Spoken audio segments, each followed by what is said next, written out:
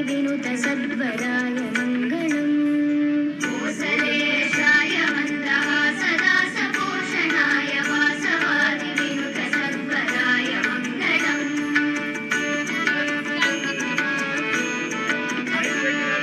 चारुकुङ्कुमोपेतचन्दनादिचर्चिताय हारकटकशोभिताय भूरिमङ्गलम्। चारुकुङ्कुमोपेतचन्दनादिचर्चिताय हारकटकशोभिताय भूरिमङ्गलम्।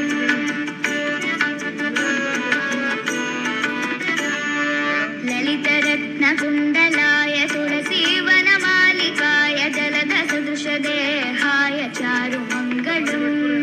ललितरत्नकुण्डलाय तुलसीवनमालिकाय जलधसदृशदेहाय चारुमङ्गलम्।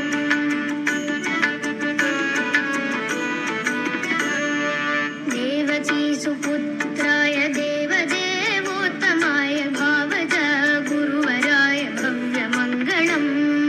देवकीसुपुत्राय देवदेवोत्तमाय भावज गुरुवराय भव्यमङ्गलम्।